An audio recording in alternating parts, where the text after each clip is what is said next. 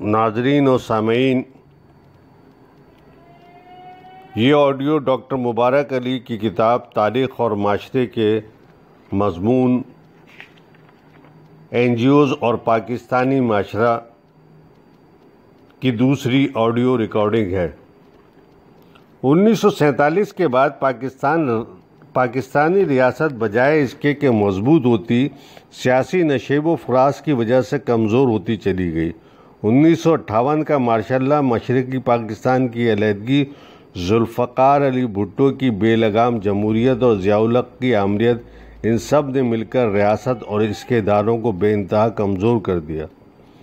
ریاست اس قابل نہیں رہی کہ وہ قانون کی بالادستی کو قائم کرے، معاشرے میں امن و امان برقرار رکھے یا عوام کی فلاح و بہبود کے لیے کچھ کرے۔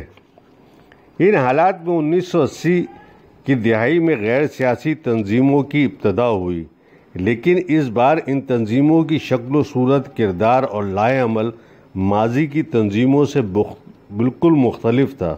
دونوں میں ایک بات جو مشترک ہے وہ یہ ہے کہ یہ دونوں ریاست کے کردار کے رد عمل میں پیدا ہوئیں۔ ماضی میں یہ نوآبادیاتی ریاست کی لاتعلقی کی وجہ سے بنی تھی اور موجودہ تنظیمیں موجودہ ریاست کی ناکامی کی وجہ سے پیدا ہوئی۔ موجودہ این جی اوز یا غیر سرکاری تنظیموں کی تشکیل کا طریقہ کار یہ ہے، کوئی ایک فرد یا گروپ مل کر اسے تشکیل دیتے ہیں۔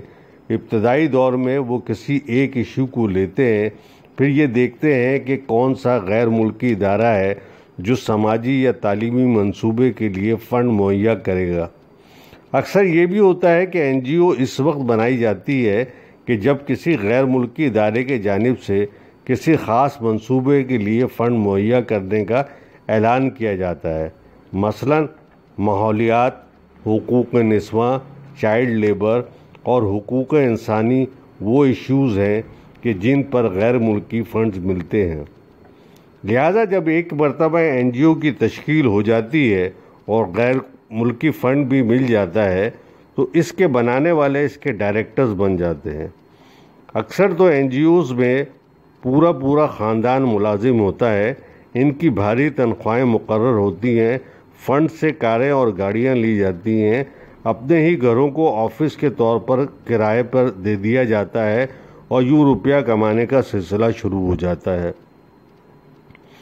چونکہ ہر این جی او کسی ایک خاص ایشو کے لیے ہوتی ہے، لہٰذا اس کے لیے ماہرین کو ملازم رکھا جاتا ہے کہ جو اس کے منصوبے کو پورا کرنے میں مدد کرتے ہیں۔ اس لیے این جی او میں سماجی کارکنوں کی کوئی ضرورت نہیں ہوتی۔ اکثر این جی اوز کا اپنا نہ تو کوئی دستور ہوتا ہے، نہ ہی ان کے ہاں انتخابات کا کوئی تصور ہے۔ اس کے مالکین بطور ڈائریکٹرز کے مستقل ملازم ہوتے ہیں، باقی لوگ محض ملازم ہوتے ہیں کہ جنہیں جب چاہیں ملازمت سے فارغ کر دیا جاتا ہے۔ ان کی بنیادی حقوق کا کوئی پاس نہیں کیا جاتا۔ اس لیے دیکھا جائے تو یہ این جی اوز تجارتی کارپوریشن کی طرح ہوتی ہیں جو کہ سماجی کام کو غیر ملکی فنڈ کی بنیاد پر تجارتی طور پر سر انجام دیتی ہیں۔ اس مقصد کے لیے یہ سیمینار، ورکشاپ اور کلچرل پروگرام وغیرہ کا انعقاد کرتی رہتی ہیں۔ یہاں پر یہ سوال پیدا ہوتا ہے کہ ان سیمیناروں اور ورکشاپوں کے ذریعے یہ کون سی تعلیم اور تربیت دے رہے ہیں؟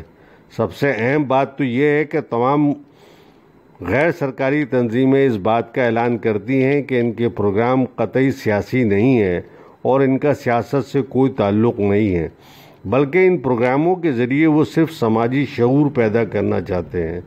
سیاست سے اس بیزاری کی وجہ یہ ہے کہ نہ تو این جی اوز کے عہدیداران اور نہ ہی غیر ملکی فنڈ دینے والے ادارے حکومت اور ریاست سے کسی قسم کا تصادم چاہتے ہیں۔ اس سلسلے میں ایک دلیل جو دی جاتی ہے وہ یہ ہے کہ اگر انہوں نے اپنے پروگرام میں سیاست کو داخل کیا تو اس صورت میں وہ اپنا سماجی کام نہیں کر پائیں گے۔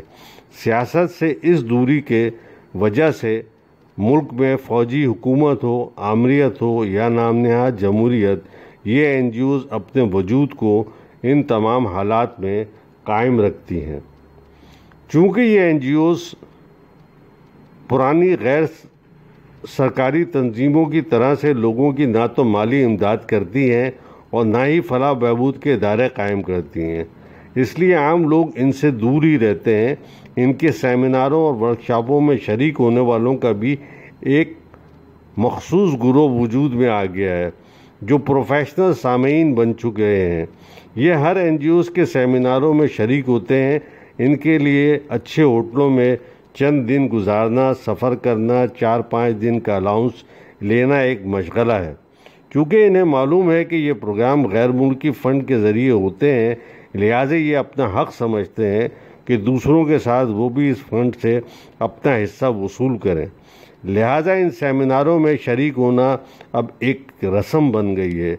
اس کے پیچھے کوئی مقصد، جذبہ اور کمٹمنٹ نہیں رہا۔